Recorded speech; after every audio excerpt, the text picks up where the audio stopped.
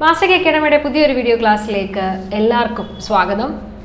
അപ്പോൾ നമ്മുടെ ഫുഡ് ലോയിൽ നമ്മൾ ഫുഡ് സേഫ്റ്റി ആൻഡ് സ്റ്റാൻഡേർഡ്സ് ആക്റ്റും അതുമായിട്ട് പുറത്തിറങ്ങിയിരിക്കുന്ന ഒരുപാടധികം റൂൾസും റെഗുലേഷൻസും ഉണ്ട്. അതിൽ റൂൾസും റെഗുലേഷൻസും ഒക്കെ നമ്മൾ കവർ ചെയ്യുന്നുണ്ട്. അതിൻ്റെ കൂടെ നമുക്ക് ജനറലായിട്ട് കുറച്ച് കൺസെപ്റ്റുകൾ കൂടി പഠിക്കാനുണ്ട്. അതിലൊന്നാണ് food safety and standards of ഇന്ത്യയുടെ ജെനസിസും എവല്യൂഷനും. അങ്ങനെ ഒരു ടോപ്പിക്ക് നമുക്ക് കാണാനായിട്ട് സാധിക്കും. അപ്പോൾ ഒരു കാര്യം മനസ്സിലാക്കുക, food safety and standards authority of India അഥവാ FSSAI എന്ന് പറയുന്ന ഈ ഒരു ബോഡി ആക്ട് വന്ന് കുറച്ച് നാളുകൾക്ക് ശേഷമാണ് ഉണ്ടായിരിക്കുന്നത്. അത് നമ്മൾ ആക്ട് പഠിച്ചപ്പോൾ നമ്മൾ വ്യക്തമായിട്ട് അത് പറഞ്ഞിട്ടുണ്ടായിരുന്നു. 2008 നമ്മുടെ ഈ ഒരു ബോഡീനെ എസ്റ്റാബ്ലിഷ് ചെയ്യുന്നത്. ഇത് ഏറ്റവും അപ്പെക്സ് ലെവലിൽ പ്രവർത്തിക്കുന്ന, സെൻട്രൽ ലെവലിൽ പ്രവർത്തിക്കുന്ന ഒരു ബോഡിയാണ്. അപ്പോൾ നമുക്ക് ഏത് തരത്തിലുള്ള ഫുഡുമായിട്ട് ബന്ധപ്പെട്ട് വരുന്ന എന്ത് തരത്തിലുള്ള ബിസിനസ്സുകൾ നടത്തണമെങ്കിലും അതിൻ്റെ എന്ത് കൊമേഴ്ഷ്യലൈസേഷൻ നടത്തണമെങ്കിലും നമുക്ക് എന്ത് ആവശ്യമാണ്? ഈ പറയുന്ന FSSAIയുടെ ലൈസൻസ് ആവശ്യമാണ്. എന്നാൽ ചില ആൾക്കാരെ ലൈസൻസിൻ്റെ കാറ്റഗറിയിൽ നിന്നും ഒഴിവാക്കിയിട്ടുണ്ട്. രജിസ്ട്രേഷൻ മാത്രം മതി എന്ന ഒരു കൺസെപ്റ്റ് കൂടി നമ്മൾ പറയുന്നുണ്ട്. ആരെയാണ് ഒഴിവാക്കിയിരിക്കുന്നത്? Temporary stall holders, street vendors, ഇങ്ങനെ കുറച്ച് കാറ്റഗറി ഓഫ് ആൾക്കാർ നമ്മൾ സ്പെസിഫിക്കലി പഠിക്കുന്നുണ്ട് സെക്ഷൻസിലായിട്ട്. അവരെ നമ്മൾ ലൈസൻസ് വേണ്ട, രജിസ്ട്രേഷൻ മതി എന്ന ഒരു തരത്തിൽ ഒഴിവാക്കിയിട്ടുണ്ട്, അല്ലേ? അപ്പോൾ നമ്മൾ ഈ Genesis and evolution of food safety and standards authority of India എന്ന് പറയുമ്പം നമ്മൾ ബേസിക്കലി നോക്കാൻ പോകുന്നത് എന്താണ് FSSAI. നമ്മൾ ഓൾറെഡി ആക്റ്റിൽ എന്താണ് FSSAI എന്നും ആരൊക്കെയാണ് ഇതിൽ കോൺസ്റ്റിറ്റ്യൂട്ട് ചെയ്യുന്നതെന്നും പഠിച്ചിട്ടുണ്ട്. അതിന് പുറമെ ജനറലി നമുക്ക് എന്താണ് ഈ പറയുന്ന food safety and standards authority of India, അതിൻ്റെ റോൾ എന്താണ് ഇന്ത്യയിൽ, ഇതാണ് നമ്മൾ ഈ ഒരു ക്ലാസ്സിൽ നോക്കാനായിട്ട് പോകുന്നത്. അതിൽ ആദ്യത്തേത്, food safety and standards authority of India was established in 2008 under the aegis of the Ministry of Health and Family Welfare with the mandate for laying down science-based standards for articles of food and to regulate the manufacture, storage, distribution, sale and import to ensure availability of safe and wholesome food for human consumption and for matters therewith or incidental thereto to enforce the provisions of FSS Act. അപ്പോൾ നമ്മുടെ ഈ food safety and standards authority of India അഥവാ FSSAI എന്ന് പറയുന്ന ഈ ഒരു body 2008 establish ചെയ്യുന്നത്. ഏത് മിനിസ്ട്രിയാണ് ഇതിനെ എസ്റ്റാബ്ലിഷ് ചെയ്തിരിക്കുന്നത്? Ministry of health and family welfare എന്ന് പറയുന്ന മിനിസ്ട്രിയാണ് ഇത് എസ്റ്റാബ്ലിഷ് ചെയ്തിരിക്കുന്നത്. ഇനി എന്തിനു വേണ്ടിയിട്ടാണ് ഇതിനെ എസ്റ്റാബ്ലിഷ് ചെയ്തിട്ടുണ്ടായിരുന്നത്? ആക്റ്റിൽ നമ്മൾ വ്യക്തമായി പഠിക്കുന്നുണ്ട്. ആക്ടിൻ്റെ ഒബ്ജക്റ്റീവുകൾ പരിപാലിക്കാനായിട്ടാണ് ഈ പറയുന്ന ബോഡിയെ നമ്മൾ എസ്റ്റാബ്ലിഷ് ചെയ്തിരിക്കുന്നത്. ആക്ടിൻ്റെ ഒബ്ജക്റ്റീവ്സ് എന്തൊക്കെയാണെന്നാണ് നമ്മൾ പഠിച്ചിരിക്കുന്നത്. ആദ്യത്തേത്, സയൻസ് ബേസ്ഡ് ആയിട്ടുള്ള സ്റ്റാൻഡേർഡ് കൊണ്ടുവരിക ആർട്ടിക്കിൾസ് ഓഫ് ഫുഡുമായിട്ട് ബന്ധപ്പെട്ട്. രണ്ടാമത്തേത്, ഫുഡിൻ്റെ മാനുഫാക്ചറും സ്റ്റോറേജും ഡിസ്ട്രിബ്യൂഷനും സെയിലും ഇമ്പോർട്ടും ഒക്കെ റെഗുലേറ്റ് ചെയ്യുക. മൂന്നാമത്തേത്, സേഫും ഹോൾസവുമായിട്ടുള്ള ഫുഡ് ഹ്യൂമൻ കൺസംഷന് അവൈലബിൾ ആക്കി കൊടുക്കുക. ഈ മാറ്റേഴ്സുമായിട്ട് ബന്ധപ്പെട്ട് വരുന്ന മറ്റെന്തെങ്കിലും ഇൻസിഡൻ്റൽ മാറ്റേഴ്സ് ഉണ്ടെങ്കിൽ അതും ചെയ്യാവുന്നതാണ്. അപ്പോൾ ഇതാണ് ബേസിക് ഒബ്ജക്റ്റീവ്സ്. ഈ ഒബ്ജക്റ്റീവ്സ് സാറ്റിസ്ഫൈ ചെയ്യുക എന്ന ഉദ്ദേശത്തോടു കൂടിയാണ് നമ്മുടെ food safety and standards authority of India എന്ന് പറയുന്ന ഈ ഒരു ബോഡി വന്നിരിക്കുന്നത്. എന്നിട്ട് നമ്മൾ സെക്ഷൻ പഠിക്കുമ്പം നമ്മൾ വ്യക്തമായിട്ട് പഠിക്കുന്നുണ്ട് ഈ ബോഡിയിൽ ആരൊക്കെയാണ് അംഗങ്ങളായിട്ടുള്ളത്, കാര്യങ്ങൾ എങ്ങനെയൊക്കെയാണ്, കോമ്പോസിഷൻ അപ്പോയിന്റ് ചെയ്യുന്നത് ആരാണ്, റിമൂവ് ചെയ്യുന്നത് ആരാണ്, ഇതൊക്കെ നമ്മൾ സെക്ഷൻസിൽ പഠിക്കുന്നുണ്ട്. അതിലേക്കൊന്നും ഞാൻ പോകുന്നില്ല. At the apex level, there is food authority, which is a single reference point for all matters related to food safety and standards in the country. Food authority FSSAIയുടെ മറ്റൊരു പേരാണ്. നമ്മൾ ഫുഡ് അതോറിറ്റി എന്നാണ് ഷോർട്ട് ഫോമിൽ പറയാം. അപ്പോൾ apex ലെവലിൽ നമുക്കുള്ള ബോഡിയാണ് നമ്മുടെ ഈ ഫുഡ് അതോറിറ്റി. ഫുഡുമായിട്ട് ബന്ധപ്പെട്ടും ഫുഡിൻ്റെ സേഫ്റ്റിയും ഫുഡിൻ്റെ സ്റ്റാൻഡേർഡ്സുമായി ബന്ധപ്പെട്ട് ഇന്ത്യയിൽ നിലനിൽക്കുന്ന സിംഗിൾ റെഫറൻസ് പോയിന്റ് ആണ്. അതായത് എന്ത് പ്രശ്നം ഉണ്ടെങ്കിലും നമ്മൾ പോകേണ്ടത് ഫുഡ് അതോറിറ്റിയിലേക്കാണ്. അപ്പോൾ സിംഗിൾ റെഫറൻസ് പോയിന്റ് ആണ്. നമ്മുടെ ഒരു പ്രധാന ഉദ്ദേശവും അത് തന്നെയായിരുന്നു. ഈ ആക്ട് വരുന്നതിന് മുന്നേ പല നിയമങ്ങളിലായിട്ട് പലതരത്തിലുള്ള ഫുഡുകൾക്ക് പല റെഗുലേഷനും റൂളുകളും ഒക്കെ അപ്ലൈ ചെയ്തുകൊണ്ടിരിക്കുകയായിരുന്നു. ഭയങ്കര ബുദ്ധിമുട്ടായിരുന്നു. പല പോയിന്റ് ഫുഡുമായിട്ട് ബന്ധപ്പെട്ട എന്തെങ്കിലും ഒരു കാര്യം അറിയണമെങ്കിൽ നമ്മുടെ ഫുഡ് ഐറ്റം ഏതാണ്, ഫോർ എക്സാമ്പിൾ ഫ്രൂട്ട്സ് ആണെങ്കിൽ ഫ്രൂട്ട് പ്രോഡക്ട്സ് ഓർഡർ, മിൽക്ക് ആണെങ്കിൽ വേറെ, അങ്ങനെ പല എടുത്ത് കിടക്കും. അപ്പം നമുക്ക് തന്നെ ബുദ്ധിമുട്ടായിരുന്നു. പല ആൾക്കാരെ നമ്മൾ കമ്മ്യൂണിക്കേറ്റ് ചെയ്യണം, പല വിവരങ്ങൾ അറിയാനായിട്ട് പല രീതിയിലുള്ള സേഫ്റ്റി ആൻഡ് സ്റ്റാൻഡേർഡ് മെഷേഴ്സ് കൊണ്ടുവരണം. പല ആക്ടിൻ്റെ അടിസ്ഥാനത്തിൽ പല രീതിയിലുള്ള ഓഫീസസ് ആണുള്ളത്. എൻഫോഴ്സ്മെൻറ്റ് മെഷീൻ മെക്കാനിസം വേറെയാണ്, ഡിഫറെൻ്റ് ആണെല്ലാം. ഇങ്ങനെ കുറേ കൺഫ്യൂഷൻ നിലനിന്നപ്പോഴാണ് നമ്മൾ എന്ത് ചെയ്തത്, പറ്റില്ല, നമുക്കൊരു ഒരു സിംഗിൾ ലെജിസ്ലേഷനിലേക്ക് ഇതിനെല്ലാം കൊണ്ടുവരണം എന്ന ഒരു ഉദ്ദേശത്തിലാണ് നമ്മൾ ഫുഡ് അതോറിറ്റി എന്ന് പറയുന്ന ഈ ഒരു ബോഡിയെ നമ്മൾ കൊണ്ടുവന്നിട്ടുള്ളത്. അപ്പോൾ ഈ ഫുഡ് അതോറിറ്റി അപ്പെക്സ് ലെവലിലുള്ള ഏറ്റവും സിംഗിൾ ആയിട്ടുള്ള ഒരു റെഫറൻസ് പോയിന്റ് ആണ്. എന്ത് തരത്തിലുള്ള ഫുഡുമായിട്ട് ബന്ധപ്പെട്ട് വരുന്ന, ഫുഡിന്റെ സേഫ്റ്റിയും സ്റ്റാൻഡേർഡ്സുമായി ബന്ധപ്പെട്ട് വരുന്ന എന്ത് തരത്തിലുള്ള മാറ്റേഴ്സിനെയും സിംഗിൾ റെഫറൻസ് പോയിന്റ് ആണ് നമ്മുടെ ഫുഡ് അതോറിറ്റി എന്ന് പറയുന്നത്. The Food Authority is assisted by scientific committee and panels in setting standards and the Central Advisory Committee in coordinating with enforcement agencies. നമ്മൾ ഈ ഫുഡ് അതോറിറ്റി പഠിക്കുമ്പം അതോറിറ്റിയുടെ കീഴിലുള്ള കുറച്ച് കാര്യങ്ങളെക്കുറിച്ച് കൂടി നമ്മൾ പഠിക്കും. അതിൽ ആദ്യത്തേതാണ് സയന്റിഫിക് കമ്മിറ്റി. സയന്റിഫിക് കമ്മിറ്റിയും ഉണ്ട്, സയന്റിഫിക് പാനലുകളും ഉണ്ട്. നമ്മുടെ സയന്റിഫിക് പാനലും ബേസിക്കലി നമ്മുടെ ഈ ഫുഡ് അതോറിറ്റിയുടെ ഏറ്റവും ഇമ്പോർട്ടൻ്റ് ഒബ്ജക്റ്റീവ് ആയിട്ടുള്ള സ്റ്റാൻഡേർഡ്സ് കൊണ്ടുവരിക, ഫുഡ് സേഫ്റ്റിയുമായി ബന്ധപ്പെട്ട സ്റ്റാൻഡേർഡ്സ് കൊണ്ടുവരിക എന്നുള്ള ഒബ്ജക്റ്റീവ് സാറ്റിസ്ഫൈ ചെയ്യാൻ അതോറിറ്റിയെ സഹായിക്കുന്ന അതോറിറ്റിയുടെ താഴെയുള്ള ബോഡീസ് ആണ് ഫുഡ് സേഫ്റ്റി സയന്റിഫിക് കമ്മിറ്റിയും സയന്റിഫിക് പാനലും. ഇതിൽ സയന്റിഫിക് കമ്മിറ്റി എന്താണെന്നും സയന്റിഫിക് കമ്മിറ്റിയുടെ മെമ്പേഴ്സ് എന്താണെന്നും നമ്മൾ നമ്മുടെ സെക്ഷനുകളിൽ പഠിക്കുന്നുണ്ട്. സെക്ഷൻ 12, 13 ആ ഒരു റേഞ്ചിലാണ് നമ്മൾ വരുന്നത്. സയന്റിഫിക് പാനലുകളും 7-8ഓളം സയന്റിഫിക് പാനൽസ് ഉണ്ട്. അതിനെക്കുറിച്ചും നമ്മൾ അവിടെ പഠിക്കുന്നുണ്ട്. ഓക്കെ, പിന്നുള്ളതാണ് central advisory committee. Central advisory കമ്മിറ്റിയുടെ ജോലി എൻഫോഴ്സ്മെന്റ് ഏജൻസീസിനെ കോർഡിനേറ്റ് ചെയ്യുക എന്നുള്ളതാണ്. അതായത് അനലിസ്റ്റിനെയും ഫുഡ് അനലിസ്റ്റിനെയും അതേപോലെ നമ്മുടെ ഡെസിഗ്നേറ്റഡ് ഓഫീസറിനെയും അങ്ങനെ ഈ ഓഫീസേഴ്സിനെയൊക്കെ കോർഡിനേറ്റ് ചെയ്യുക എന്നുള്ളൊരു ജോലിയാണ് നമ്മുടെ സെൻട്രൽ അഡ്വൈസറി കമ്മിറ്റിക്കുള്ളത്. ഇങ്ങനെ central advisory committee, scientific panel, scientific committee ഇങ്ങനെയുള്ള ബോഡീസ് കൂടി ഫുഡ് അതോറിറ്റിയുടെ ഭാഗമായിട്ട് പ്രവർത്തിക്കുന്നുണ്ട്, അതോറിറ്റിയെ പല രീതിയിലും സഹായിക്കാനായിട്ട്. The Food Authority guides and regulates all persons engaged in manufacturing, processing, import, transportation, storage, distribution and retail of food or issues of food safety and nutrition with primary responsibility for enforcement largely with State Food Safety Commission. ഒരു കാര്യം മനസ്സിലാക്കുക, നമ്മുടെ food safety authority അഥവാ നമ്മുടെ ഈ food authority central ലെവലിൽ പ്രവർത്തിക്കുന്ന ഒരു ബോഡിയാണെന്നൊക്കെ നമ്മൾ പറഞ്ഞു. എന്നാൽ ഈ ബോഡി ഡയറക്റ്റ്ലി അങ്ങോട്ടൊന്നും ചെയ്യുന്നില്ല. ഇവരുടെ താഴെയുള്ള ബോഡികളെ കൊണ്ടാണ് കാര്യങ്ങൾ ഓവർസീ ചെയ്യുന്നത് മാത്രമാണ് ഫുഡ് അതോറിറ്റിയുടെ ജോലി. അതോറിറ്റിയുടെ ലൈസൻസ് എടുത്തിട്ടേ നമ്മൾ പ്രവർത്തിക്കാൻ പാടുള്ളൂ എന്ന് പറയുന്നുണ്ട്. ബട്ട് ലൈസൻസ് ഡയറക്റ്റ്ലി കൊടുക്കുന്നത് ഒരിക്കലും അതോറിറ്റി അല്ല. അതോറിറ്റി ഡെസിഗ്നേറ്റഡ് ഓഫീസറിനെ അപ്പോയിന്റ് ചെയ്ത് അവർ വഴിയാണ് ലൈസൻസ് കൊടുക്കുന്നത്. അപ്പം അതോറിറ്റി ഉണ്ടെങ്കിലും അതോറിറ്റി എല്ലാ കാര്യങ്ങളും കൺട്രോൾ ചെയ്യുന്നെങ്കിലും പ്രൈമറി റെസ്പോൺസിബിലിറ്റി ആരുടെ കയ്യിലായിരിക്കുന്നത്? ഫുഡ് സേഫ്റ്റി കമ്മീഷണേഴ്സിന്റെ കയ്യിലാണ് പ്രൈമറി റെസ്പോൺസിബിലിറ്റി ഇരിക്കുന്നത്. അപ്പം ഒരു സ്റ്റേറ്റിന്റെ ഏറ്റവും ഹെഡിൽ, അപ്പം നമ്മുടെ സെൻട്രൽ ലെവലിൽ നമുക്ക് അതോറിറ്റി ഉണ്ടെങ്കിൽ സ്റ്റേറ്റ് ലെവലിൽ ഫുഡ് സേഫ്റ്റി കമ്മീഷണേഴ്സ് ആണുള്ളത്. ഈ ഫുഡ് സേഫ്റ്റി കമ്മീഷണേഴ്സ് ആണ് സ്റ്റേറ്റ് ലെവലിൽ ഏറ്റവും ടോപ്പിലിരിക്കുന്ന അതോറിറ്റി. അപ്പോൾ ഈ പറയുന്ന ഫുഡ് സേഫ്റ്റി കമ്മീഷണേഴ്സ് ആണ് നമുക്ക് എന്ത് ചെയ്യേണ്ടത്?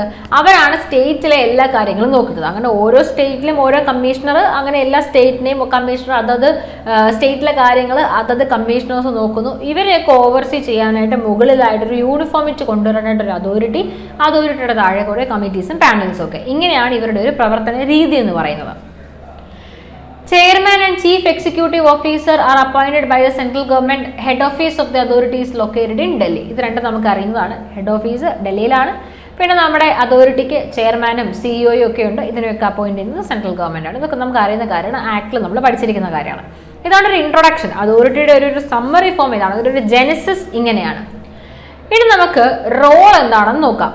റോളില് main role of the authority എന്ത് തന്നെ ആയിരിക്കും? ഫുഡിന്റെ സെയിൽ ഇമ്പോർട്ടും ഒക്കെ റെഗുലേറ്റ് ചെയ്തിട്ട് നമ്മൾ ഒബ്ജക്റ്റീവ്സ് സാറ്റിസ്ഫൈ ചെയ്യാന്നുള്ളതായിരിക്കുമല്ലോ. അത് തന്നെയാണ് പറയുന്നത്. റെഗുലേറ്റ് ചെയ്യുക, മോണിറ്റർ ചെയ്യുക. എന്തൊക്കെയാണ്? Manufacturing, processing, distribution, sale, import, while ensuring safe and wholesome food to consumers. Act lays down following functions for the authority to discharge. ഇനി നമ്മൾ പറയാൻ പോകുന്നത് ആക്ട് അതോറിറ്റിയിലേക്ക് കൊടുത്തിരിക്കുന്ന പലതരത്തിലുള്ള ഫംഗ്ഷനുകളാണ്. ഫംഗ്ഷൻസ് കുറേയൊക്കെ നമ്മൾ ഓൾറെഡി ആക്ട് പഠിച്ചപ്പം ആക്ടിലെ സെക്ഷൻസുമായി ബന്ധപ്പെട്ട് കവർ ചെയ്തിട്ടുണ്ട്. അതിനപ്പുറമായിട്ട് എന്തെങ്കിലുമൊക്കെ ഇതിനകത്ത് ഉണ്ടോ എന്ന് നമുക്ക് നോക്കാം. Prescribing standards and guidelines in relation to food ഏറ്റവും ഇമ്പോർട്ടൻ്റ് ആണ് അല്ലേ? അവരുടെ ഏറ്റവും വലിയ ഒബ്ജക്റ്റീവ് ഇത് തന്നെയാണ്, സ്റ്റാൻഡേർഡ്സ് കൊണ്ടുവരാം. അപ്പോൾ സ്റ്റാൻഡേർഡ്സ് പ്രിസ്ക്രൈബ് ചെയ്യുന്നത് സയന്റിഫിക് പാനലിൻ്റെയും സയന്റിഫിക് കമ്മിറ്റികളിൽ നിന്നും ഇൻവെസ്റ്റിഗേഷൻസ് ഒക്കെ എടുത്ത് 7ഓളം സയന്റിഫിക് പാനലുണ്ട്. പല കാറ്റഗറിയിൽ, പല ടൈപ്പ് ഓഫ് കാറ്റഗറിയിൽ ടോപ്പിക്കിൽ വർക്ക് ചെയ്യുന്ന പല പാനലുകൾ നമുക്കുണ്ട് സയന്റിഫിക് പാനൽ. ഇവരൊക്കെ വർക്ക് ചെയ്തിട്ട് ഗവൺമെന്റ് അഡ്വൈസ് കൊടുക്കും. അതിനെ ബേസ് ചെയ്തിട്ടായിരിക്കും ഗവൺമെന്റ് എന്ത് ചെയ്യുക, ഈ പറയുന്ന റൂൾസും റെഗുലേഷൻസും ഒക്കെ പുറത്തു കൊണ്ടുവരുന്നത്. അപ്പോൾ സ്റ്റാൻഡേർഡ്സ് സെറ്റ് ചെയ്യുന്നത് ബേസിക്കലി സ്റ്റാൻഡേർഡ്സും ഗൈഡ് ലൈൻസും ഒക്കെ സെറ്റ് ചെയ്യുക, ലിമിറ്റ് സ്പെസിഫൈ ചെയ്യുക. എന്തിൻ്റെയാണ്? അഡിക്റ്റീവുകളുടെയും കണ്ടാമിനൻസിൻ്റെയും പെസ്റ്റിസൈഡിൻ്റെയും veterinary drug residues, heavy metals, processing aids, mycotoxins, ഈ ഫുഡിൽ ആഡ് ചെയ്യുന്ന മറ്റു വസ്തുക്കളുണ്ടല്ലോ, ഇവരുടെയൊക്കെ ലിമിറ്റുകൾ സ്പെസിഫൈ ചെയ്യുന്നത് നമ്മുടെ അതോറിറ്റിയുടെ ജോലിയാണ്. അതായത് ബേസിക്കലി അതോറിറ്റി ആയിരിക്കും പറയുക ഒരു ഫുഡ് ഐറ്റത്തിൽ എത്ര പെസ്റ്റിസൈഡ്സ് അടങ്ങിയിരിക്കാം, ഏത് ലെവൽ വരെ അടങ്ങിയിരിക്കാം, ഒരു വെറ്റിനറി ഡ്രഗിൽ എത്ര ഡ്രഗ് റെസിഡ്യൂസ് അടങ്ങിയിരിക്കാം. ഇങ്ങനെ ഓരോ ഐറ്റവും നമ്മൾ ഫുഡിൽ കുറേ കാര്യങ്ങൾ പ്രൊഹിബിറ്റ് ചെയ്യുന്നുണ്ട്, ഉണ്ടാവാനേ പാടില്ല എന്ന് പറയുന്നുണ്ട്. എന്നാൽ കുറേ അധികം കാര്യങ്ങൾ നമ്മൾ ലിമിറ്റ് ചെയ്തിരിക്കുകയാണ് ചെയ്തിരിക്കുന്നത്. അത് ഉണ്ടാകാതെ ഫുഡിൽ അത് ഉണ്ടാകാതിരിക്കുന്ന പോസിബിലിറ്റി, അതായത് അത് കംപ്ലീറ്റ്ലി നമുക്ക് ഫുഡിൽ നിന്ന് ഒഴിവാക്കാൻ പറ്റില്ല, ഒഴിവാക്കിക്കൊണ്ട് നമുക്ക് ആ ഫുഡ് പ്രിപ്പയർ ചെയ്യാൻ പറ്റില്ല. അങ്ങനത്തെ സാഹചര്യങ്ങളൊക്കെ ആണെങ്കിൽ നമ്മൾ എന്താ ചെയ്യുക, ഈവൻ ദോ അത് ഹാംഫുൾ ആണെങ്കിൽ പോലും ഒരു പരിധി വരെ നമ്മൾ അതിനെ അനുവദിക്കും, അല്ലെങ്കിൽ ഒരു ലിമിറ്റിന് അപ്പുറത്തേക്കായിരിക്കാം മേ ബി അത് ഹാംഫുൾ ആകുന്നത്. അങ്ങനെയെങ്കിൽ ആ ലിമിറ്റിൽ മാത്രമേ ഫുഡിൽ അത് ഉണ്ടാകാൻ പാടുള്ളൂ എന്ന് നമ്മൾ പറയും. അപ്പൊ ഏതാണ് ഈ ലിമിറ്റുകൾ? ഈ ലിമിറ്റുകൾ സ്പെസിഫൈ ചെയ്യേണ്ട ജോലി അതോറിറ്റിയുടേതാണ്. അതോറിറ്റി പലതരത്തിലുള്ള റെഗുലേഷൻസ് പുറത്തുവിട്ടുകൊണ്ടാണ് ഈ പറയുന്ന ലിമിറ്റുകളൊക്കെ സ്പെസിഫൈ ചെയ്യുന്നത്. അടുത്തത് ലേബലിംഗ് സ്റ്റാൻഡേർഡ്സ് ഒക്കെ കൊണ്ടുവരിക, nutrition, specific dietary users, food category, അതൊക്കെ. അതായത് നമ്മൾ ഫുഡ് സേഫ്റ്റിയുമായി ബന്ധപ്പെട്ട ലേബലിംഗ് റെഗുലേഷൻ ഉണ്ട്. ആ റെഗുലേഷനിൽ നമ്മൾ പഠിക്കുന്നുണ്ട് ഓരോ ഫുഡ് പ്രോഡക്റ്റും, പലതരത്തിലുള്ള ഫുഡ് പ്രോഡക്ട്സിനെയും എങ്ങനെയൊക്കെ നമ്മൾ ലേബൽ ചെയ്യണം, എങ്ങനെയൊക്കെ പാക്ക് ചെയ്യണം എന്ന്. ബട്ട് നിർബന്ധമായിട്ടും സ്റ്റാൻഡേർഡായിട്ട് നമ്മൾ പറയുകയാണെങ്കിൽ നമ്മൾ ഏതൊരു ഫുഡ് ഐറ്റം ആണെങ്കിലും അത് ഏത് ടൈപ്പ് ഓഫ് ഫുഡ് ആണെങ്കിലും ശരി, അതിനകത്ത് അടങ്ങിയിരിക്കുന്ന കണ്ടൻസ് എന്തൊക്കെയാണെന്നും ആ കണ്ടൻസ് 1 ഗ്രാമിൽ എന്ന കണക്കിൽ എത്ര അടങ്ങിയിട്ടുണ്ട്, 1 ഗ്രാമിൽ ആ ഫുഡിൻ്റെ ഇപ്പോൾ 10 ഗ്രാമിൻ്റെ ബോട്ടിലാണെങ്കിൽ അതിൽ ഓരോ കണ്ടൻസും 1 ഗ്രാമിൽ എത്ര പെർസെൻറ്റേജ് അടങ്ങിയിട്ടുണ്ട് എന്ന കണക്കിൽ എഴുതിയിരിക്കണം. മാക്സിമം പെർസെൻറ്റേജ് എത്രയാണ്, അനുവദനീയമായ പെർസെൻറ്റേജ് എത്രയാണെന്നും എഴുതിയിരിക്കണം. ഇതൊരു സ്റ്റാൻഡേർഡാണ്. ഇത് ഏത് ടൈപ്പ് ഫുഡ് ആണെങ്കിലും ഇങ്ങനെ ലേബലിംഗ് ചെയ്യേണ്ടതും നിർബന്ധമാണ്. ഇത് കൂടാതെ നമ്മൾ ചില പെർട്ടിക്കുലർ ടൈപ്പ് ഓഫ് ഫുഡ്സിലൊക്കെ നമ്മൾ പറയുന്നുണ്ട് എന്തെങ്കിലും സ്പെഷ്യൽ ഫുഡ് ആണെങ്കിൽ അത് നിർബന്ധമായിട്ട് നമ്മൾ എഴുതിയിരിക്കണം. അതേപോലെ പ്രിസ്ക്രിപ്ഷൻ ഇല്ലാതെ കഴിക്കാൻ പറ്റുന്ന ഫുഡ് അല്ല, പ്രിസ്ക്രിപ്ഷൻ വേണ്ടതാണെങ്കിൽ അത് നമ്മൾ വ്യക്തമാക്കിയിരിക്കണം. മെഡിക്കൽ പർപ്പസിനല്ല എന്ന് നമ്മൾ കൊടുക്കണം. അങ്ങനെ പല ഫുഡിനും പല രീതിയിലുള്ള ലേബലിംഗ് സ്റ്റാൻഡേർഡ്സ് ഉണ്ട്. ഇത് നമ്മൾ റെഗുലേഷൻസ് പഠിക്കുമ്പോൾ പലയിടത്തായിട്ട് നമ്മളിത് പഠിക്കുന്നുണ്ട്. കൂടാതെ ലേബലിംഗുമായി ബന്ധപ്പെട്ട് മാത്രം വരുന്ന ഒരു റെഗുലേഷൻ കൂടി അതോറിറ്റി പുറത്തുവിട്ടിട്ടുണ്ട്. അപ്പോൾ ഇതിൽ നിന്നൊക്കെയാണ് നമുക്ക് മനസ്സിലാക്കാൻ സാധിക്കുന്നത് ഏതൊക്കെ രീതിയിലാണ് നമ്മൾ ഒരു ഫുഡിനെ ലേബൽ ചെയ്യേണ്ടത്. ഇതിൽ നിന്നാണ് നമ്മളിപ്പോൾ കസ്റ്റമർ ഒരു ഫുഡ് വാങ്ങുന്ന സമയത്ത് അവർക്ക് ഇത് കാണുമ്പോൾ മനസ്സിലാവും. ഫോർ എക്സാമ്പിൾ നിങ്ങൾക്ക് ഒരു ബെസ്റ്റ് എക്സാമ്പിൾ തരാം. നിങ്ങളൊരു ഫുഡ് വാങ്ങുമ്പം അതിലൊരു സ്ക്വയറിനകത്തോ റെക്റ്റാങ്കിളിനകത്തോ ഗ്രീൻ കളറാണ് കാണുന്നതെങ്കിൽ നിങ്ങൾക്ക് എന്ത് മനസ്സിലാക്കാം? അതൊരു വെജിറ്റേറിയൻ ഐറ്റമാണ്, അതിലൊരു നോൺ വെജ് ഐറ്റമാണ്, നോൺ വെജ് കമ്പോണൻറ്റ് അടങ്ങിയിട്ടില്ല. മറിച്ച് അതിൽ നിങ്ങൾ കാണുന്ന ഒരു ഡോട്ടിനകത്ത് റെഡ് കളറിലെ ഇതാണെങ്കിലോ നിങ്ങൾക്ക് മനസ്സിലാക്കാം അതൊരു നോൺ വെജിറ്റേറിയൻ ഐറ്റമാണ്. ഇതെങ്ങനെയാണ് നിങ്ങൾക്ക് മനസ്സിലായത്? ലേബലിംഗ് സ്റ്റാൻഡേർഡ്സിൽ ഇത് വ്യക്തമാക്കിയിട്ടുണ്ട്. അതിൻ്റെ അവയർനെസ് നമുക്ക് തന്നിട്ടുണ്ട്. അപ്പം അങ്ങനെ ലേബലിംഗുമായി ബന്ധപ്പെട്ട സ്റ്റാൻഡേർഡ്സ് കൊണ്ടുവന്ന് ആൾക്കാർക്ക് ഫുഡിനെ ഐഡന്റിഫൈ ചെയ്യാനും അവർക്ക് കാര്യങ്ങൾ കുറച്ചുകൂടി ഈസി ആക്കി കൊടുക്കാനുമുള്ള കാര്യങ്ങളൊക്കെ ചെയ്യേണ്ടത് അതോറിറ്റിയുടെ ജോലിയാണ്. അടുത്തത് lay down method of sampling, analysis, exchange of information among enforcement agencies, prescribing procedures and guidelines for accreditation of certain bodies and laboratories. ലേബലിങ്ങിന് വേണ്ടിയിട്ടുള്ള സാമ്പിളിങ്ങിനും അനാലിസിസിനും വേണ്ടിയിട്ടുള്ള മെത്തേഡ്സ് ഒക്കെ പ്രിസ്ക്രൈബ് ചെയ്യുക. നമ്മുടെ ഫുഡ് അനലിസ്റ്റ് ഫുഡ് സേഫ്റ്റി ഓഫീസറാണ് സാമ്പിൾ എടുക്കുന്നത്, അനലിസ്റ്റ് ആണ് analysis നടത്തുന്നത്. ഇവരൊക്കെ എങ്ങനെ സാമ്പിൾ എടുക്കണം, എങ്ങനെ അനാലിസിസ് നടത്തണം, അതിൻ്റെ പ്രൊസീജിയർ മെത്തേഡ്സ് ഒക്കെ സെറ്റ് ചെയ്യുക. അതേപോലെ തന്നെ ഇവർക്കിടയിൽ ഇൻഫർമേഷൻസ് ഒക്കെ എങ്ങനെ പാസ് ചെയ്യണം. എൻഫോഴ്സ്മെന്റ് ഏജൻസീസ് ആരൊക്കെയാണ് എൻഫോഴ്സ്മെന്റ് ഏജൻസി എന്ന് നമ്മൾ ക്ലാസ് എടുത്തപ്പോൾ പഠിച്ചിട്ടുണ്ട്. കൂടാതെ ഇതിലൊരു സ്ലൈഡിൽ നമ്മളത് പ്രത്യേകമായി പഠിക്കുന്നുണ്ട്.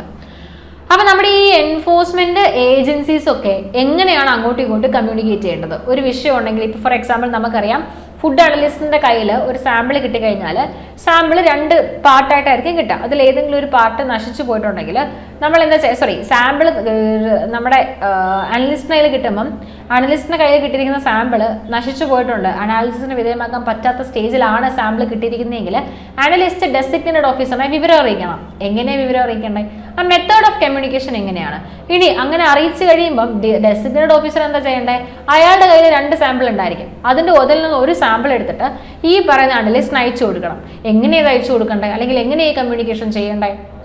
അതിന് ടൈം ലിമിറ്റ് ഒക്കെ നമ്മൾ ആക്ടിൽ പറയുന്നുണ്ട്. അപ്പൊ അങ്ങനെ ഇവർക്കിടയിൽ പല എൻഫോഴ്സ്മെന്റ് ഏജൻസികളുടെ ഇടയിൽ അതേപോലെ തന്നെ FSO സാമ്പിൾ എടുത്തിട്ട് അനലിസ്റ്റിന് ഇത് അയച്ചു കൊടുക്കേണ്ടത് എങ്ങനെയാണ്, അനലിസ്റ്റ് റിപ്പോർട്ട് FSOയ്ക്ക് എങ്ങനെയാണ് അയച്ചു കൊടുക്കേണ്ടത്, ഇവർ തമ്മിലുള്ള കമ്മ്യൂണിക്കേഷൻ എങ്ങനെ നടത്തണം എന്ന ആ എക്സ്ചേഞ്ച് ഓഫ് ഇൻഫർമേഷൻ എങ്ങനെ വേണം, ഇതും പ്രിസ്ക്രൈബ് ചെയ്യേണ്ടത് ആരുടെ ജോലിയാണ്? നമ്മുടെ അതോറിറ്റിയുടെ ജോലിയാണ്. അതേപോലെ തന്നെയാണ് guidelines for accreditation of certain bodies and laboratories. പല ലബോറട്ടറികളെയും ബോഡികളെയും നമ്മൾ ആക്രഡിറ്റ് ചെയ്യാറുണ്ട്, റഫറൽ ലബോറട്ടറീസ് ഒക്കെ ആക്കി മാറ്റാറുണ്ട്. ഇതൊക്കെ ചെയ്യുന്നത് അതോറിറ്റിയാണ്. അപ്പോൾ ഇത് ചെയ്യേണ്ടത് ഏത് വിധത്തിലാണ്, അതുമായിട്ട് ബന്ധപ്പെട്ട ഗൈഡ് ലൈൻസ് എന്തൊക്കെയാണ് എന്ന് പറയേണ്ടതും അതോറിറ്റിയുടെ ജോലിയാണ്. Taking up, summarizing and analyzing relevant scientific and technical data on incidence and prevalence of biological or emerging risk residues of various contaminants, introduction of rapid alert system and others. എന്തെങ്കിലുമൊക്കെ പെട്ടെന്ന് എന്തെങ്കിലും ഫുഡുമായിട്ട് ബന്ധപ്പെട്ട എന്തെങ്കിലും risk ഉണ്ടാവുകയാണ്, ഒരു alert system പ്രഖ്യാപിക്കേണ്ട അവസ്ഥ വന്നിരിക്കുകയാണ്, ഫുഡിൽ എന്തെങ്കിലും വലിയ രീതിയിലുള്ള കണ്ടാമിനൻസ് അടങ്ങിയിട്ടുണ്ട്, റിസ്ക് ഉണ്ട്, അങ്ങനെ എന്തെങ്കിലുമൊക്കെ എമേർജ് ചെയ്യുന്നുണ്ട്, എന്തെങ്കിലും റിസ്ക് ഒക്കെ എമേർജ് ചെയ്യുന്നുണ്ട് ബയോളജിക്കൽ ആയിട്ടോ അങ്ങനെ എന്തെങ്കിലുമൊക്കെ പ്രശ്നങ്ങൾ ഉണ്ടാവുകയാണെങ്കിൽ ഇങ്ങനെയുള്ള കാര്യങ്ങളൊക്കെ അനലൈസ് ചെയ്യുകയും അതിനെ സമ്മറൈസ് ചെയ്യുക, അതുമായിട്ട് ബന്ധപ്പെട്ടുള്ള പ്രവർത്തനങ്ങളൊക്കെ സ്റ്റാർട്ട് ചെയ്യുക, ഇതൊക്കെ നമ്മുടെ അതോറിറ്റിയുടെ ജോലിയായിരിക്കും. ഫോർ എക്സാമ്പിൾ ഒരു പെർട്ടിക്കുലർ ടൈമിൽ എൻഡോസൾഫാൻ വളരെയധികം നമ്മുടെ ക്രോപ്സിൽ എന്താ പറയുക ഉപയോഗിക്കുന്നതിൻ്റെ ഭാഗമായിട്ട് അങ്ങനെ ഒരു പ്രശ്നം ഉണ്ടായിരുന്നില്ലേ പണ്ട്. അപ്പോൾ ആ ടൈമിലൊക്കെ അതോറിറ്റി ഉണ്ടായിരുന്നുവെങ്കിൽ, മേ ബി അതോറിറ്റി ആ ടൈമിൽ ഉണ്ടോ എന്ന് എനിക്കറിയില്ല, അതോറിറ്റി ഉണ്ടായിരുന്നുവെങ്കിൽ അതോറിറ്റി ആയിരുന്നു ഒരു ടേക്കപ്പ് ചെയ്യുകയും സമ്മറൈസ് ചെയ്യുകയും ഒക്കെ ചെയ്യേണ്ടത്. അങ്ങനെ എന്തെങ്കിലും ഒരു പെട്ടെന്നൊരു ഇൻഹറൻ്റ് ആയിട്ടോ എന്തെങ്കിലും ഒരു ബയോളജിക്കൽ ആൻഡ് എമേർജിംഗ് റിസ്ക് ഉണ്ടാവുകയാണ്, ഫുഡുമായി ബന്ധപ്പെട്ട് കണ്ടാമിനൻസിന് ഇഷ്യൂ ഉണ്ടാവുകയാണ്, റാപ്പിഡ് അലേർട്ട് ഉണ്ടാവുകയാണ്, അങ്ങനെയൊക്കെ ആണെങ്കിൽ അതോറിറ്റി വേണം ആ മാറ്റർ ടേക്കപ്പ് ചെയ്ത് സമ്മറൈസ് ചെയ്ത് അനലൈസ് ചെയ്ത് അതുമായി ബന്ധപ്പെട്ടുള്ള കാര്യങ്ങളൊക്കെ ചെയ്യാനായിട്ട്. Prescribing the procedure and enforcement of quality control in relation to any imported article of foods to India. അത് മറ്റൊരു ഇമ്പോർട്ടൻറ്റ് ഫംഗ്ഷൻ ആണ് ഇമ്പോർട്ടുമായിട്ട് ബന്ധപ്പെട്ട്. ഇമ്പോർട്ട് ചെയ്ത് ആർട്ടിക്കിൾസ് ഇന്ത്യയിലേക്ക് കൊണ്ടുവരുന്ന സമയത്ത് അതിൻ്റെ ക്വാളിറ്റി എങ്ങനെയായിരിക്കണം എന്ന് പ്രിസ്ക്രൈബ് ചെയ്യുന്നത് അതോറിറ്റിയാണ്. ആ ക്വാളിറ്റി പ്രിസ്ക്രൈബ് ചെയ്യുക മാത്രമല്ല ആ ക്വാളിറ്റി കൺട്രോൾ ചെയ്യാനാണ്. നമുക്ക് ഇമ്പോർട്ടുമായിട്ട് ബന്ധപ്പെട്ട് ഇമ്പോർട്ട് റെഗുലേഷൻസ് ഉണ്ട്, നമ്മുടെ FSSAIൻ്റെ ഇമ്പോർട്ട് റെഗുലേഷൻസ് ഉണ്ട്. നമ്മൾ ഈ ഇമ്പോർട്ടുമായിട്ട് ബന്ധപ്പെട്ട് വരുന്ന ഫുഡിൽ നമ്മുടെ ഫുഡ് സേഫ്റ്റി ഓഫീസർക്ക് വലിയ റോളൊന്നുമില്ല. അവിടെ ഓതറൈസ്ഡ് ഓഫീസർ എന്ന് പറയുന്ന ഓഫീസറാണ്, അവർക്ക് അങ്ങനെ ചില പൊസിഷൻസ് ഒക്കെ നമ്മൾ ക്രിയേറ്റ് ചെയ്തിട്ടുണ്ട്. അവരാണ് ഈ പറയുന്ന അനാലിസിസ് ഒക്കെ നടത്തി ക്വാളിറ്റി കൺട്രോൾ ഒക്കെ ചെയ്യേണ്ടത്. അപ്പോൾ ഓതറൈസ്ഡ് ഓഫീസറാണ് സാമ്പിളൊക്കെ എടുക്കുന്നത്. അതിന് പ്രത്യേകമായ രീതിയിൽ എപ്പോഴൊക്കെ എടുക്കാം, എങ്ങനെ എടുക്കാം, അതിനൊരു പ്രത്യേക സ്ട്രക്ചർ തന്നെ നമ്മൾ ആ ഇമ്പോർട്ട് റെഗുലേഷനിൽ പഠിക്കുന്നുണ്ട്. കസ്റ്റംസ് ഉദ്യോഗസ്ഥരുടെ അടുത്ത് പേപ്പേഴ്സ് ഒക്കെ കൊണ്ടു കൊടുക്കുകയും അങ്ങനെ കുറേ കാര്യങ്ങൾ നമ്മൾ പഠിക്കുന്നുണ്ട് അല്ലേ.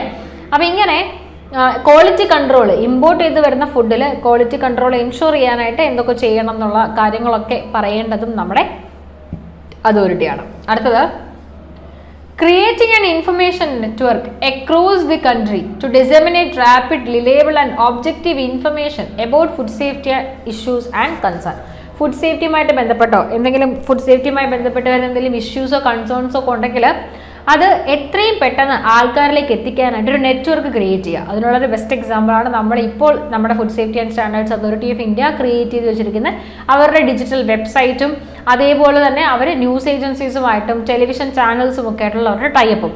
ഇതുവഴിയാണ് പലതരത്തിലുള്ള ഇൻഫർമേഷൻ, പിന്നെ phone calls, network service providers ഉണ്ടല്ലോ, ഫോൺ സർവീസ് പ്രൊവൈഡേഴ്സ്, അവരുമായിട്ടൊക്കെ ടൈപ്പിൽ ഏർപ്പെട്ടിട്ട് അവർ വഴിയൊക്കെയാണ് പല ഇൻഫർമേഷൻസും നമ്മളിലേക്ക് എത്തുന്നത് ഫുഡുമായിട്ട് ബന്ധപ്പെട്ട് വരുന്നത്. അങ്ങനെ ഒരു നെറ്റ്വർക്ക് ക്രിയേറ്റ് ചെയ്യാം. ആ നെറ്റ്വർക്കിലൂടെ ഈസി ആയിട്ടും റിലയബിൾ ആയിട്ടുള്ള കറക്റ്റായിട്ടുള്ള റിലയബിൾ മീൻസ് ഫേക്ക് ഒന്നും അല്ല, അത് റാപ്പിഡും റിലയബിളും. അതുകൊണ്ടാണ് ഞാൻ ഇൻസ്റ്റഗ്രാം ഒരു എക്സാമ്പിളായിട്ട് പറയാതിരുന്നത്. അതിനകത്ത് വരുന്നത് നമുക്ക് വിശ്വസിക്കാൻ പറ്റില്ല അല്ലേ. ബട്ട് റാപ്പിഡ് ആൻഡ് റിലയബിൾ ആയിട്ടുള്ള ഒബ്ജക്റ്റീവ് ആയിട്ടുള്ള ഇൻഫർമേഷൻസ്, ഫുഡുമായി ബന്ധപ്പെട്ടുള്ള ഇൻഫർമേഷൻസ് പാസ് ചെയ്യാനായിട്ട് ഒരു നെറ്റ്വർക്ക് ക്രിയേറ്റ് ചെയ്ത് അതിൻ്റെ പാസിങ് ഉറപ്പുവരുത്തേണ്ടതും നമ്മുടെ അതോറിറ്റിയുടെ ജോലിയാണ്. പ്രൊവൈഡിങ് ട്രെയിനിങ് പ്രോഗ്രാംസ്, അത് നമ്മൾ പഠിക്കുന്നതാണ്. ട്രെയിനിങ് പ്രോഗ്രാംസ് കൊടുക്കുക, അതേപോലെ തന്നെ അവയർനെസ് ക്രിയേറ്റ് ചെയ്യുക about food safety and standards and promoting coordination of work on the food standards undertaken by international government and non government organisation. ഇതിൽ കുറച്ച് ഇന്റർനാഷണൽ ഓർഗനൈസേഷൻസിൻ്റെ ഈ ഫുഡ് സേഫ്റ്റിയുമായി ബന്ധപ്പെട്ട് വരുന്ന അവരുടെ റോളും കാര്യങ്ങളൊക്കെ നമുക്ക് സിലബസിൽ പഠിക്കാനുണ്ട്. ഇന്റർനാഷണൽ പെർസ്പെക്റ്റീവ്സ് നമുക്ക് പഠിക്കാനുണ്ട്. അപ്പോൾ അത് പഠിക്കുമ്പോൾ നിങ്ങൾക്ക് കുറേ ക്ലാരിറ്റി കിട്ടും. ഇത്രയും പറഞ്ഞിട്ടുള്ളൂ. ജനറൽ അവയർനെസ് ക്രിയേറ്റ് ചെയ്യുക, എന്തൊക്കെ ആക്ടിവിറ്റീസ് ആണ് ഇന്റർനാഷണൽ ലെവലിൽ നടക്കുന്നത്, നാഷണൽ ലെവലിൽ എന്തൊക്കെ നടക്കുന്നുണ്ട്. NGO ഒക്കെ, NGOs means non governmental organisations, അതായത് പ്രോഫിറ്റ് ഒന്നും വേണ്ടാതെ ജനസേവനത്തിന് വേണ്ടി പ്രവർത്തിക്കുന്ന ഓർഗനൈസേഷൻസ് ഒക്കെ ഉണ്ടല്ലോ, അങ്ങനെയുള്ള ഓർഗനൈസേഷൻസ്, NGOs ഒക്കെ, പ്രൈവറ്റ് ഓർഗനൈസേഷൻസ് അങ്ങനെയുള്ളവരൊക്കെ എന്തെങ്കിലുമൊക്കെ ചെയ്യുന്നുണ്ടോ എന്നുള്ളത്, ഫുഡുമായി ബന്ധപ്പെട്ട് അവരെന്തൊക്കെ ചെയ്യുന്നുണ്ട്, അങ്ങനെ എന്തെങ്കിലും ആക്ടിവിറ്റീസ് ഒക്കെ ഉണ്ടെങ്കിൽ അതൊക്കെ ആൾക്കാരെ അറിയിക്കാം. അത്തരം.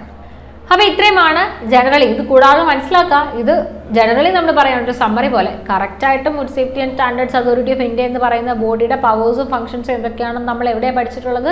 നമ്മൾ നമ്മുടെ ആക്ട് പഠിച്ചപ്പോൾ നമ്മളവിടെ വ്യക്തമായിട്ട് പഠിച്ചിട്ടുണ്ടോ അല്ലേ? ഇതൊരു ജെനസിസ് ആണ്, ഒരു സമ്മറിയാണ്. ഇനി അടുത്തത് ഗവേണിംഗ് സ്ട്രക്ചറാണ്. നമ്മുടെ ഫുഡ് അതോറിറ്റിയുടെ സ്ട്രക്ചർ എങ്ങനെയാണെന്നാണ് നമ്മൾ നോക്കുന്നത്. അതിൽ നമുക്കറിയാം food safety and standards authority of ഇന്ത്യയാണ് സെൻട്രൽ ലെവലിൽ പ്രവർത്തിക്കുന്ന ബോഡി. ഈ ബോഡിയിൽ ചെയർപേഴ്സണും 22 മെമ്പേഴ്സുമാണ് ഉള്ളത്. ടോട്ടൽ നമ്പർ ഓഫ് മെമ്പേഴ്സ് എത്രയാണ്? 23 അതിനുള്ള കാരണം ചെയർപേഴ്സണെ മെമ്പറായിട്ടാണ് കണക്കാക്കിയിരിക്കുന്നത്. അപ്പോൾ അതുകൊണ്ട് തന്നെ ടോട്ടൽ നമ്പർ ഓഫ് മെമ്പേഴ്സ് 23 ആണ്.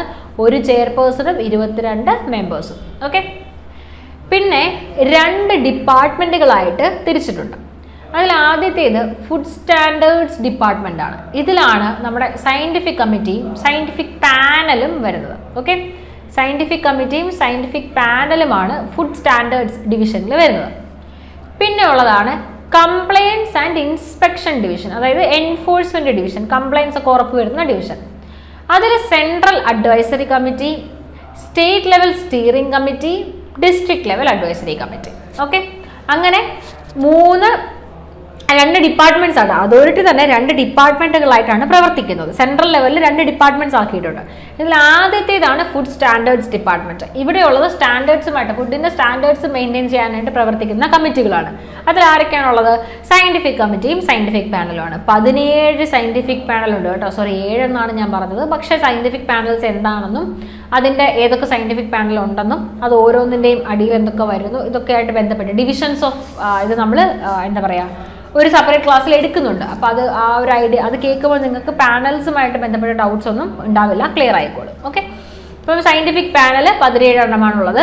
കൂടാതെ കംപ്ലയൻസ് ആൻഡ് ഇൻസ്പെക്ഷനുമായിട്ട് ബന്ധപ്പെട്ട് നമുക്ക് സെൻട്രൽ അഡ്വൈസറി കമ്മിറ്റി ഉണ്ട്, സ്റ്റേറ്റ് ലെവൽ സ്റ്റിയറിംഗ് കമ്മിറ്റി ഉണ്ട്, ഡിസ്ട്രിക്ട് ലെവൽ അഡ്വൈസറി കമ്മിറ്റി ഉണ്ട്. ഓക്കെ. ഇനി നമ്മുടെ food safety and standards authority 11 ഡിവിഷനുകൾ, 2 ഡിപ്പാർട്ട്മെന്റ്സ് ആണ്. ഈ 2 ഡിപ്പാർട്ട്മെന്റ്സുകളിലുമായിട്ട് ഡിവിഷനുകളുണ്ട്. 11 ഡിവിഷനുകളായിട്ടാണ് പ്രവർത്തിക്കുന്നത്. സ്റ്റാൻഡേർഡ്സ് ഡിവിഷൻ ഉണ്ട്, റെഗുലേറ്ററി അല്ലെങ്കിൽ കോഡെക്സ് ഡിവിഷൻ ഉണ്ട്. ഡിവിഷൻസ് ഓഫ് FSSAI നമ്മൾ പെർട്ടിക്കുലർലി ഡീൽ ചെയ്തിട്ടുള്ള ക്ലാസ് ആണ് കേട്ടോ. റെഗുലേറ്ററി കംപ്ലയൻസ് ഉണ്ട്, ക്വാളിറ്റി അഷുറൻസ് ഉണ്ട്. ഇതിൽ ഈ ഡിവിഷൻസ് പഠിക്കുമ്പോഴാണ് നമുക്ക് മനസ്സിലാവുക അതോറിറ്റിയുടെ ഓരോരോ ഫംഗ്ഷൻസ് നമ്മൾ പറഞ്ഞില്ലേ. ഫോർ എക്സാമ്പിൾ അതോറിറ്റി സ്റ്റാൻഡേർഡ്സ് കൊണ്ടുവരണം നമ്മൾ പറഞ്ഞു, അതോറിറ്റി ട്രെയിനിങ് കൊടുക്കണം നമ്മൾ പറഞ്ഞു, അങ്ങനെ കുറേ കാര്യങ്ങൾ നമ്മൾ പറഞ്ഞില്ലേ. ഇത് ഓരോന്നും ഡീൽ ചെയ്യുന്നത് അതോറിറ്റിയുടെ ഓരോ ഡിവിഷനുകളാണ്. അത് ഡിവിഷൻസ് എന്ന് പറഞ്ഞ ക്ലാസ്സിൽ നമ്മൾ പഠിക്കും. സ്റ്റാൻഡേർഡ്സ് ഡിവിഷൻ എന്താണ് ചെയ്യുന്നത്, പേര് പോലെ തന്നെ സ്റ്റാൻഡേർഡ് സെറ്റ് ചെയ്യലാണ്. ഇമ്പോർട്ട്സ് ഡിവിഷൻ എന്താണ് ചെയ്യുന്നത്, ഇമ്പോർട്ടുമായിട്ട് ബന്ധപ്പെട്ട പ്രവർത്തനങ്ങളാണ്. റിസ്ക് അസസ്മെന്റ് R&D ഡിവിഷൻ എന്താണ് ചെയ്യുന്നത്, അനാലിസിസ് ഫുഡുമായിട്ട് ബന്ധപ്പെട്ട് വരുന്ന പ്രസന്റ് സിനാരിയോയിൽ എന്തെങ്കിലും റിസ്ക് ഉണ്ടോ എന്നൊക്കെ ഫോർസി ചെയ്യുക, റിസ്ക് മാനേജ് ചെയ്യുക, റിസ്ക് ഫോർകാസ്റ്റ് ചെയ്യുക, ഇതൊക്കെയാണ് അവരുടെ ജോലി. അങ്ങനെ ഓരോ ഡിവിഷനും വഴിയാണ് അതോറിറ്റി തൻ്റെ ഫങ്ഷൻസ് ഒക്കെ ചെയ്യുന്നത്. നമ്മൾ ഡിവിഷൻസ് എന്ന് പറഞ്ഞ ക്ലാസ്സിൽ പഠിക്കുന്നുണ്ട്. 11 ഡിവിഷനാണ് അതോറിറ്റിക്കുള്ളത്. Standards division, codex division, regulatory compliance or surveillance division, quality assurance or surveillance division, human resource vigilance and trafficking divisions training divisions, finance division, പിന്നെ വരുന്നത് import division, risk assessment and R&D division, FSMS division, general administrative division and legal division. Okay. ഇനി നമുക്ക് അതോറിറ്റിയുടെ ജനറലായിട്ട് എന്തൊക്കെയാണുള്ളത് നമുക്ക് പഠിക്കാം. നമ്മൾ already ക്ലാസ്സിൽ deal ചെയ്തിട്ടുള്ള ഒരു കൺസെപ്റ്റ് ആണിത്. എന്നാലും നമുക്കൊരു സമ്മറി പോലെ എന്താണെന്ന് നോക്കാം. കാരണം നമ്മുടെ ഈ സിലബസ് നമ്മൾ എടുത്ത് നോക്കുമ്പോൾ നമ്മൾ ആക്റ്റിൽ പറഞ്ഞിരിക്കുന്ന പോലെ, അതായത് ആക്റ്റിൽ FSSAI കുറിച്ച് വ്യക്തമായിട്ട് പറഞ്ഞിട്ടും സിലബസിൽ അവർ ഒന്നുകൂടി Genesis and evolution of FSSAI എന്നുള്ളൊരു ടോപ്പിക് ചെയ്തിട്ടുണ്ട്. ഇതിൽ എവല്യൂഷൻ നമ്മൾ പഠിക്കുകയാണെങ്കിൽ നമുക്ക് കൂടുതലൊന്നും പറയാനില്ല. എവല്യൂഷൻ എന്താണ്, ഒരു ബോഡി ഉണ്ടായി അത്രമാത്രം, അതിനപ്പുറത്തേക്ക് ആ ബോഡിക്ക് വലിയ ചേഞ്ച് ഒന്നും വന്നിട്ടില്ല. അപ്പോൾ നമ്മൾ എവല്യൂഷൻ എന്നൊരു കൺസെപ്റ്റിനേക്കാളും പകരം നമ്മൾ പഠിക്കേണ്ടത് ബോഡി എന്താണെന്നും എങ്ങനെയാണെന്നും ഒക്കെയാണ്.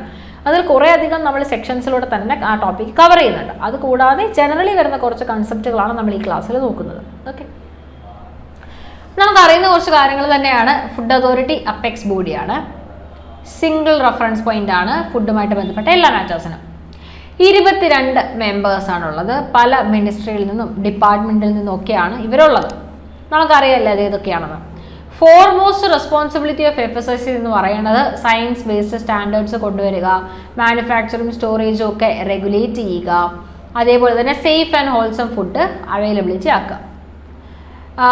അതേപോലെ തന്നെ ഇതിനെ സഹായിക്കാനായിട്ട് നമുക്ക് സയന്റിഫിക് കമ്മിറ്റിയും പാനലുകളും കമ്മിറ്റീസും ഒക്കെ ഉണ്ട്. ഫുഡ് അതോറിറ്റി റെഗുലേഷൻസ് കൊണ്ടുവരുന്നുണ്ട് ഫുഡ് ആക്ടിവിറ്റീസിനെ റെഗുലേറ്റ് ചെയ്യാനായിട്ട്. അതേപോലെ തന്നെ അത് ഡയറക്ഷൻസ് ഒക്കെ തരുന്നുണ്ട് ഫുഡ് സേഫ്റ്റിയുമായി ബന്ധപ്പെട്ട മാറ്റേഴ്സിൽ. Commissioner of food safety of the സ്റ്റേറ്റിന് who shall be bound while exercising the functions. അതായത് നമ്മുടെ commissioner of food safety state ലെവലിൽ പ്രവർത്തിക്കുന്ന ബോഡിയാണ്. ഈ കമ്മീഷണർ ഓഫ് ഫുഡ് സേഫ്റ്റിക്ക് ഡയറക്ഷൻസ് കൊടുക്കാറുണ്ട് നമ്മുടെ ഫുഡ് അതോറിറ്റി.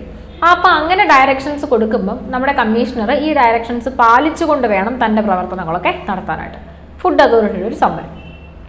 ഇനി വരുന്നതാണ് സെൻട്രൽ അഡ്വൈസറി കമ്മിറ്റി. നമ്മുടെ സെൻട്രൽ അഡ്വൈസറി കമ്മിറ്റി എന്ന് പറയുന്നത് പോളിസി ഫ്രെയിം ചെയ്യാണ് ഫുഡുമായിട്ട് ബന്ധപ്പെട്ട. And state food regulators have active role to play in the enforcement of law and food safety insurance. Food സേഫ്റ്റിയുടെ കംപ്ലൈൻസും ഫുഡിനെ സേഫ്റ്റി ക്വാളിറ്റിയൊക്കെ ഇൻഷുർ ചെയ്യാൻ വളരെ വലിയൊരു പങ്ക് അവർ വഹിക്കുന്നുണ്ട്. സെൻട്രൽ അഡ്വൈസറി കമ്മിറ്റി എന്ന് പറയുന്നത് സെൻട്രൽ ഗവൺമെന്റും സ്റ്റേറ്റ് അതോറിറ്റീസിനും ഇടയിലുള്ള ഒരു അഡ്വൈസറി കമ്മിറ്റിയാണ്.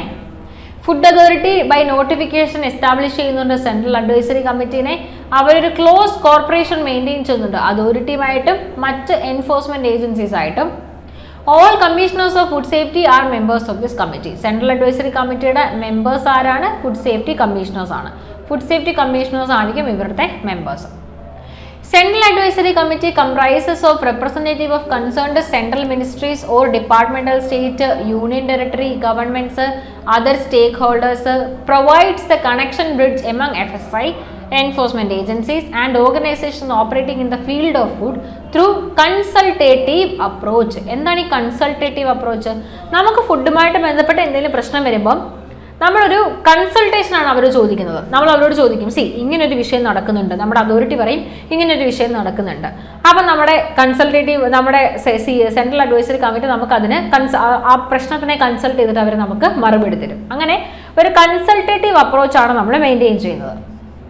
പ്രൈമറി മാൻഡേറ്റ് എന്താണ് സെൻട്രൽ അഡ്വൈസറി കമ്മിറ്റിയുടെ? അഡ്വൈസ് ചെയ്യാന്നുള്ളതാണ് അതോറിറ്റിയെ.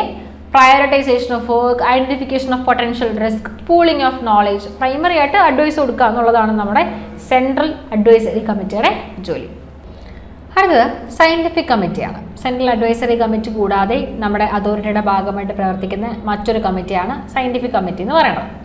ഇതിൽ സയന്റിഫിക് കമ്മിറ്റിയെ കുറിച്ച് നോക്കുമ്പം ഈ കമ്മിറ്റിയിൽ സയന്റിഫിക് പാനലിൻ്റെ ചെയർപേഴ്സൺസ് ആണുള്ളത്. കൂടാതെ 6 ഇൻഡിപെൻഡൻറ്റ് സയന്റിഫിക് എക്സ്പേർട്ടുകളാണുള്ളത്. ഇവരുടെ പ്രധാനപ്പെട്ട ജോലി സയന്റിഫിക് ഒപ്പീനിയൻ കൊടുക്കുക എന്നുള്ളതാണ് അതോറിറ്റിക്ക്. Okay. Then the committee provides opinions on cross-industry and sectoral issues and covers areas which are unique and not covered within the competence of scientific panel. Scientific പാനലുകളെ coordinate ചെയ്യുന്നതും കമ്മിറ്റിയുടെ ഉത്തരവാദിത്തമാണ്. ഏതെങ്കിലും ഒരു വിഷയം പാനലിന്റെ അടിസ്ഥാനത്തിൽ പാനൽ ചെയ്യേണ്ട ഒരു കാര്യം അല്ലെങ്കിൽ പാനലിന്റെ കോമ്പീറ്റൻസിക്ക് പുറത്തുള്ള എന്തെങ്കിലും കാര്യം വരികയാണെങ്കിൽ അത്തരം മാറ്റേഴ്സും ഡീൽ ചെയ്യുന്നത് നമ്മുടെ കമ്മിറ്റി ആയിരിക്കും. ഓക്കെ. പിന്നെ ഉള്ളതാണ് scientific panels. Scientific panels expert advice കൊടുക്കുകയാണ് ചെയ്യുന്നത്. Specific fields such as biological hazards, contaminants, food testing and sampling, water, meat, ഇങ്ങനെ ഓരോ പ്രത്യേക തരത്തിലുള്ള കാറ്റഗറിയിൽ പെടുന്ന ഫുഡ് ഐറ്റംസിന് പ്രത്യേക പാനൽസ് ആണ് കേട്ടോ. അപ്പം അങ്ങനെ പാനൽസ് അതുമായി ബന്ധപ്പെട്ട കുറേ അഡ്വൈസും കാര്യങ്ങളൊക്കെ കൊടുക്കും. പിന്നെ ഉള്ളതാണ് നമ്മുടെ ചീഫ് എക്സിക്യൂട്ടീവ് ഓഫീസർ എന്ന് പറയുന്ന പോസ്റ്റ്. നമ്മുടെ ചീഫ് എക്സിക്യൂട്ടീവ് ഓഫീസർ എന്ന് പറയുന്നത് officer not below the rank of additional secretary to the government of India appointed by the government of India as the executive head of the authority. അതോറിറ്റിയുടെ executive ഹെഡായിട്ട് place ചെയ്തിരിക്കുന്ന ആളാണ് നമ്മുടെ CEO. Chief executive officer എന്തിനൊക്കെ responsible ആണ്? Day to day administration നടത്തുക എന്നുള്ളതാണ് ജോലി. അതോറിറ്റിയുടെ വർക്കിന്റെ പ്രോഗ്രാംസിന്റെ ഒക്കെ പ്രപ്പോസൽസ് ഡ്രോപ്പ് ചെയ്യുക, അതേപോലെ തന്നെ വർക്ക് പ്രോഗ്രാംസ് ഒക്കെ ഇംപ്ലിമെന്റ് ചെയ്യുക, ഫുഡ് അതോറിറ്റിയുടെ ഡിസിഷൻസ് ഒക്കെ ഇംപ്ലിമെന്റ് ചെയ്യുക, ഇതൊക്കെയാണ് നമ്മുടെ സിഇഒയുടെ ജോലി. Chief executive officer has administrative control of the officers and other employees of the authority. ഇനി നമ്മുടെ ചീഫ് എക്സിക്യൂട്ടീവ് ഓഫീസറിന് അഡ്മിനിസ്ട്രേറ്റീവ് കൺട്രോൾ ഉണ്ട്. നമ്മൾ സിഇഒയുടെ ഫങ്ഷൻസും കാര്യങ്ങളും ഒക്കെ നമ്മൾ ക്ലിയർലി നമ്മുടെ ആക്ട് പഠിക്കുമ്പോൾ നമ്മൾ പഠിക്കുന്നതാണ്. അതിൽ നിന്ന് വ്യത്യസ്തമായിട്ട് സിഇഒയ്ക്ക് അങ്ങനെ വളരെ വലിയൊരു റോള് നമ്മുടെ അതോറിറ്റിയുമായി ബന്ധപ്പെട്ടുണ്ടോ എന്ന് ചോദിച്ചാൽ ഇല്ല. അവർക്ക് കുറച്ച് സ്പെസിഫിക് ഫങ്ഷൻസ് കൊടുത്തിട്ടുണ്ട്, അത് ചെയ്യുക എന്നത് മാത്രമേ ഉള്ളൂ. അതിനപ്പുറത്തേക്ക് പ്രൊആക്റ്റീവായിട്ട് അവർക്ക് എന്തെങ്കിലും ചെയ്യുക അങ്ങനെയൊന്നും പോസിബിൾ അല്ല. ഓക്കെ, അപ്പോൾ ഇതാണ് നമ്മുടെ FSSAIയുടെ ഒരു ജെനസിസ് ആൻഡ് എവല്യൂഷൻ എന്നതുകൊണ്ട് നമ്മൾ ഉദ്ദേശിക്കുന്നത്. നിങ്ങൾ ബേസിക്കലി ഒരു ടോപ്പിക്കിൽ പഠിക്കേണ്ടത് എന്താണ് നമ്മളുടെ അതോറിറ്റി, അതിൻ്റെ ഫങ്ഷൻസും കോമ്പോസിഷനും ആരൊക്കെയാണുള്ളത്, ഇതൊക്കെ നിങ്ങൾ ആക്റ്റിൽ പഠിക്കുക, സെക്ഷൻസ് ഓർക്കുക. അതിനുശേഷം നിങ്ങൾ പഠിക്കേണ്ടത് അതോറിറ്റിയുടെ താഴെ എന്തൊക്കെ കാര്യങ്ങൾ പ്രവർത്തിക്കുന്നുണ്ട്, അതോറിറ്റി എങ്ങനെ ഡിപ്പാർട്ട്മെന്റ് ആയിട്ടാണ് പ്രവർത്തിക്കുന്നത്, ഓരോ ഡിപ്പാർട്ട്മെന്റും എന്തൊക്കെയാണ്, അതോറിറ്റിയുടെ താഴെ എത്ര പാനലുകളുണ്ട്, കമ്മിറ്റീസ് ഉണ്ട്, കാര്യങ്ങളുണ്ട്, ഇവരുടെയൊക്കെ കോർഡിനേഷൻ എങ്ങനെയാണ്, ഈ വക കാര്യങ്ങൾ അതോറിറ്റിയുമായി ബന്ധപ്പെട്ട് വരുന്ന ഇത്രയും കാര്യങ്ങളാണ് ജെനസിസ് ആൻഡ് എവല്യൂഷൻ എന്ന് പറയുന്ന ടോപ്പിക്കിൽ നമുക്ക് കവർ ചെയ്യാനുള്ളത്. ഇതിൽ കുറേ അധികം കാര്യങ്ങളും ആക്ട് പഠിക്കുമ്പോൾ നമ്മൾ ഓൾറെഡി കവർ ചെയ്തിരിക്കുന്നതാണ്. ബാക്കി കുറച്ച് കാര്യങ്ങൾ മാത്രമാണ് അല്ലാതെ സെപ്പറേറ്റ്ലി നമുക്ക് ഇങ്ങനെ ഡീൽ ചെയ്യാനായിട്ടുള്ളത്. അപ്പോൾ ഇതാണ് അതോറിറ്റിയുടെ ജെനസിസ് ആൻഡ് എവല്യൂഷൻ എന്ന് പറയുന്ന ടോപ്പിക്ക്. അടുത്ത ക്ലാസ്സിൽ പുതിയൊരു ടോപ്പിക്കുമായി നമുക്ക് കാണാം. അതുവരെ താങ്ക് യു.